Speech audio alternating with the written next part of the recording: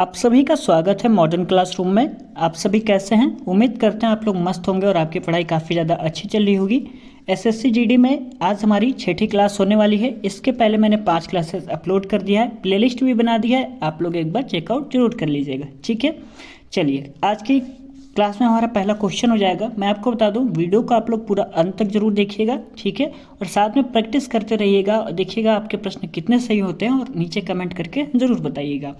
आज की क्लास में हमारा पहला प्रश्न हो जाएगा, मानव ने चंद्रमा पर पहला कदम कब रखा था? ठीक है, कब रखा था? 1953 में, 1963, 71 या 69 में कब रखा था? तो इसमें आपका करेक्ट आंसर हो जाएगा डी, 1969 में मानव ने चंद्रमा पर पहला कदम रखा था। ठीक है, काफ़ी ज़्यादा इंपॉर्टेंट क्लास है, इसलिए आप लोग इस वीडियो को पूरा अंत तक जरूर देखिएगा।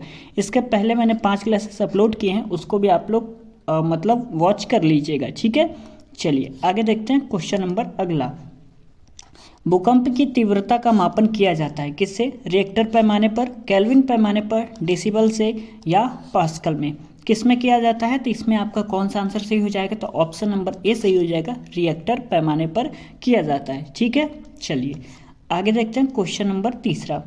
निम्न में से सबसे छोटा महाद्वीप कौन सा है? अंटार्कटिका, एशिया, यूरोप या ऑस्ट्रेलिया? इसमें आपका कौन सा आंसर सही हो जाएगा? तो इसमें आपका ऑप्शन नंबर डी सही हो जाएगा, ऑस्ट्रेलिया यह सबसे छोटा महाद्वीप हो जाएगा। अगला प्रश्न है हमारा, ब्लैक फॉरेस्ट पर्वत स्थित है कहाँ पर स्थित है? फ्रांस में, जर्मनी में, यूक्रेन में या रूस में? कहाँ पर स्थित है? तो इसमें आपका कौन सा आंसर सही हो जाएगा? तो ऑप्शन नंबर बी सही हो जाएगा, जर्मनी में ब्लैक फॉरेस्ट स्थित है। कहाँ पर स्थित है? जर्मनी में। चलिए आगे देखते हैं क्वेश्चन नंबर अगला। वायु दाब नापने वाला यंत्र किस नाम से जाना जाता है? किस नाम से जाना जाता है, ये हमारा प्रश्न पूछ रहा है। ठीक है, बैरोमीटर, थर्मामीटर, सिस्मोग्राफ या हाइग्रोमीटर? ठीक है, हाइग्रोमीटर, हाइग्रोमीटर किस नाम से जाना जाता है? तो इसमें आपका कौन सा आंसर सही हो जाएगा? तो ऑप्शन नंबर ए सही हो जाएगा, बैरोमीटर के नाम से जाना जाता है। वायु दाब नापने वाला जो यंत्र है उसे किस नाम से पुकारते हैं? तो बैरोमीटर से। चलिए आगे देखते हैं क्वेश्चन नंबर अगला। अल्बर्ट आइंस्टीन कौन सा वाद्य यंत्र बजाने में निपुण थे? कौन सा वाद्य यंत्र बजाने में निपुण थे? गिटार, बांसुरी, वायलिन या सितार? तो इसमें आपका कौन सा आंसर सही हो जाएगा? तो ऑप्शन नंबर सी सही हो जाएगा, वायलिन। चलिए आगे देखते हैं क्वेश्चन नंबर अगला। एक सूखी सेल में कौन सी ऊर्जा पाई जाती है? यांत्रिक, विद्युत, रासायनिक, विद्युत चुंबकीय? कौन सी ऊर्जा पाई जाती है एक सूखी सेल में? तो इसमें आपका सही आंसर हो जाएगा ऑप्शन नंबर सी, रासायनिक। आप लोग वीडियो को पूरा अंत तक नहीं देखते हैं तो ऐसा मत क्या करिए, ये वीडियो आपके लिए ही बनाया जाता है, इससे आपको काफ़ी ज़्यादा मतलब हेल्पफुल होगा और प्रैक्टिस होगा ज़्यादा से ज़्यादा। तो आप लोग वीडियो को पूरा अंत तक जरूर देखा करिए, ठीक है। और आपको पसंद आता है तो प्लीज़ वीडियो को पूरा अंत तक देखने के बाद लाइक भी कर दिया करिए, नहीं पसंद आता है तो मत लाइक किया करिए, ठीक है। चलिए आगे देखते हैं। इस प्रश्न का आंसर आपको पता लग गया, एक सूखी सेल में कौन सी ऊर्जा पाई जाती है? तो रासायनिक ऊर्जा पाई जाती है। चलिए आगे देखते हैं क्वेश्चन नंबर अगला। कृत्रिम रूप से फलों को पकाने के लिए प्रयोग होने वाली गैस है, कौन सी गैस है? मीथेन, इथेन, एथिलीन या एसिटाइलिन? इसमें आपका कौन सा आंसर सही हो जाएगा? तो ऑप्शन नंबर सी सही हो जाएगा, एथिलीन। टाइपिंग में थोड़ी मिस्टेक हो गई है तो कोई बात नहीं, एथिलीन आपका सही आंसर हो जाएगा। चलिए आगे देखते हैं क्वेश्चन नंबर 110। हाल ही में अंतर्राष्ट्रीय क्रिकेट में सबसे ज़्यादा छक्के लगाने वाले खिलाड़ी कौन बन गए हैं? एमएसडी यानी महेंद्र सिंह धोनी। मैं लिख दे रहा हूँ, महेंद्र सिंह धोनी। Rohit Sharma, Virat Kohli, Ben Stokes? इसमें आपका करेक्ट आंसर कौन सा हो जाएगा? तो ऑप्शन नंबर बी सही हो जाएगा, रोहित शर्मा। यह हाल ही में अंतर्राष्ट्रीय क्रिकेट में सबसे ज़्यादा छक्के लगाने वाले खिलाड़ी बन गए हैं। चलिए आगे देखते हैं क्वेश्चन नंबर 111। पद्म विभूषण कुमुदनी लाखिया एक नर्तकी हैं, इसमें आपका ऑप्शन ही सारा का सारा, मैंने शायद एडिट करते समय कुछ मिस्टेक हो गया, मैंने ध्यान नहीं दिया होगा तो कोई बात नहीं, मैं यहाँ पे लिख दे रहा हूँ कथक।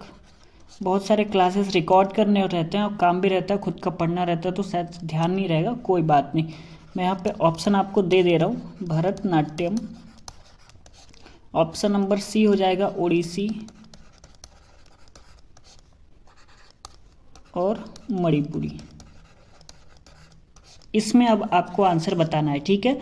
पद्म विभूषण कुमुदनी लाखिया एक नर्तकी हैं, कथक, भरतनाट्यम, उड़ीसी या मणिपुरी, किसकी? तो इसमें आपका कौन सा आंसर सही हो जाएगा? तो इसमें आपका ऑप्शन नंबर ए सही हो जाएगा, कथक। ठीक है, मैंने आपको 4 ऑप्शन दे दिया, उसमें बता भी देगा इसमें आंसर कौन सा सही हो गया। उम्मीद करते हैं आपको समझ में आ गया होगा। ये जो मिस्टेक हुआ है अगली बार से नहीं होगा, उसके लिए सॉरी, आप लोग इग्नोर कर सकते हैं। ठीक है, चलिए आगे देखते हैं क्वेश्चन नंबर 112। 2011 की जनगणना के अनुसार भारत में ग्रामीण साक्षरता दर कितनी थी? 69.0%, 66.77%, 67.0% या 67.77%? इसमें आपका कौन सा आंसर सही है? तो इसमें ऑप्शन नंबर डी सही हो जाएगा, 67.77%, यानी 67.77% इस प्रश्न का सही आंसर हो जाएगा। चलिए आगे देखते हैं क्वेश्चन नंबर 13। रेगुर किसका नाम है? लाल मिट्टी का, जलोढ़ मिट्टी का, काली मिट्टी का या लैटेराइट मिट्टी का? ये जलोढ़ गलत हो गया है, सॉरी, जलोढ़ मिट्टी। तो इसमें आपका कौन सा आंसर सही हो जाएगा? तो इसमें आपका ऑप्शन नंबर सी सही हो जाएगा, काली मिट्टी। रेगुर किसका नाम है? तो काली मिट्टी का रेगुर नाम हो जाएगा। ठीक है, चलिए अगला प्रश्न है हमारा क्वेश्चन में, रेगुर किसका नाम है? मैंने आपको बता ही दिया, काली मिट्टी का। तो चलिए, ये दोबारा आ गया था, कोई बात नहीं। अगला प्रश्न हमारा, भारत में सबसे अधिक उपजाऊ मृदा कौन सी है? लाल मृदा, काली मृदा, जलोढ़ मृदा या चूनेदार मृदा? यहाँ भी मिस्टेक हो गया, कोई बात नहीं, जलोढ़ मृदा। कौन सा आंसर सही रहेगा? तो ऑप्शन नंबर यहाँ पे सी सही हो जाएगा, जलोढ़ मृदा। चलिए आगे देखते हैं क्वेश्चन नंबर 115। गुलाबी क्रांति संबंधित है किससे? कपास से, लहसुन से, अंगूर से या प्याज से? तो इसमें आपका ऑप्शन नंबर डी सही हो जाएगा, प्याज से संबंधित हो जाएगा।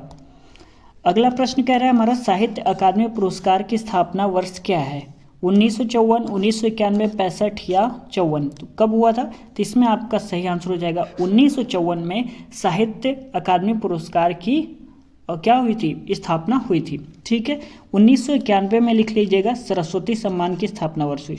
ठीक है, सरस्वती सम्मान की स्थापना वर्ष हो जाएगी 1991। 1965 की बात करें तो भारतीय ज्ञानपीठ पुरस्कार, भारतीय ज्ञानपीठ पुरस्कार। 1954 में भारत रत्न, पद्म विभूषण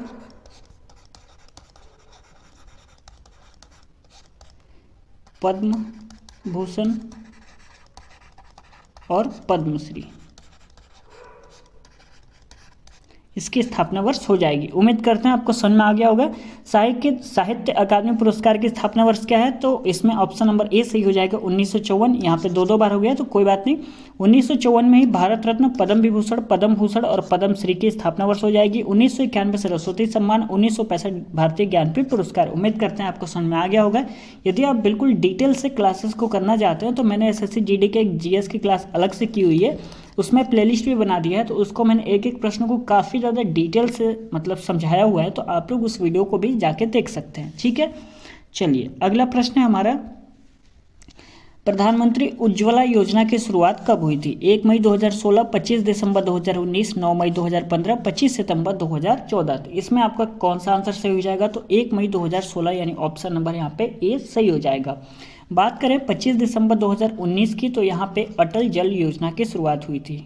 ठीक है, अटल जल योजना।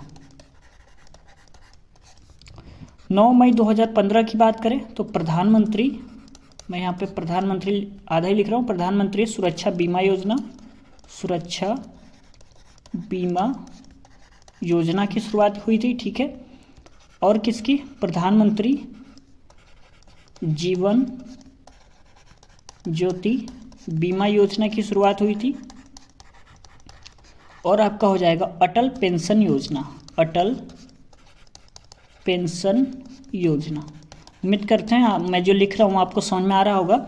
1 मई 2016 को प्रधानमंत्री उज्ज्वला योजना की शुरुआत हुई थी, 25 दिसंबर को अटल पेंशन योजना, 9 मई 2015 को 3 योजना की शुरुआत हुई, प्रधानमंत्री सुरक्षा बीमा योजना, प्रधानमंत्री जीवन ज्योति बीमा योजना और अटल पेंशन योजना। ठीक है, चलिए यदि बात करें 25 सितंबर 2014 की, तो मेक इन इंडिया अभियान चलाया गया था।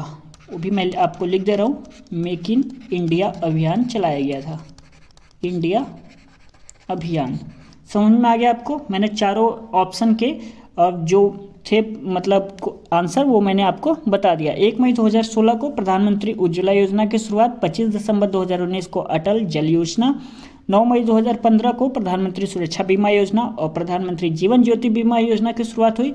अटल पेंशन योजना की शुरुआत भी 9 मई 2015 को हुई और 25 सितंबर 2014 को मेक इन इंडिया अभियान चलाया गया। चलिए आगे देखते हैं क्वेश्चन नंबर 118। बेटी बचाओ बेटी पढ़ाओ की शुरुआत कब हुई है? ये क्वेश्चन हमारा पूछ रहा है कब हुई है, तो 22 जनवरी 2015 को इसकी शुरुआत हुई है। 22 जनवरी 2015 को ही सुकन्या समृद्धि योजना की भी शुरुआत हुई है, इसको भी आपको ध्यान रखना है। सुकन्या समृद्धि योजना की शुरुआत हुई है। 20 फरवरी 2015 की बात करें तो प्रधानमंत्री कौशल विकास योजना की शुरुआत हुई है। कौशल विकास योजना की शुरुआत हुई। ठीक है, चलिए आगे देखते हैं क्वेश्चन नंबर 119। सुल्तानपुर झील अभ्यारण्य कहाँ पर स्थित है? कहाँ पर स्थित है? हिमाचल प्रदेश, हरियाणा, गोवा, मेघालय। तो इसमें आपका कौन सा आंसर सही हो जाएगा? तो बी सही हो जाएगा, हरियाणा। ठीक है।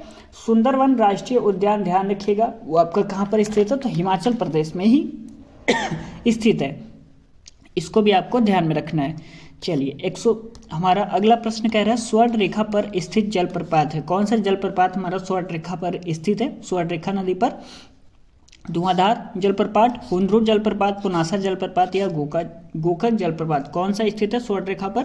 तो इसमें आपका कौन सा आंसर सही हो जाएगा? तो इसमें आपका ऑप्शन नंबर बी सही हो जाएगा, हुंड्रू जलप्रपात पर, जो कि गलत लिखा हुआ है। ठीक है, मिस्टेक हो गया है टाइपिंग करते हुए, तो आप लोग इग्नोर कर सकते हैं। हुंड्रू जलप्रपात ये आपका सही आंसर हो जाएगा।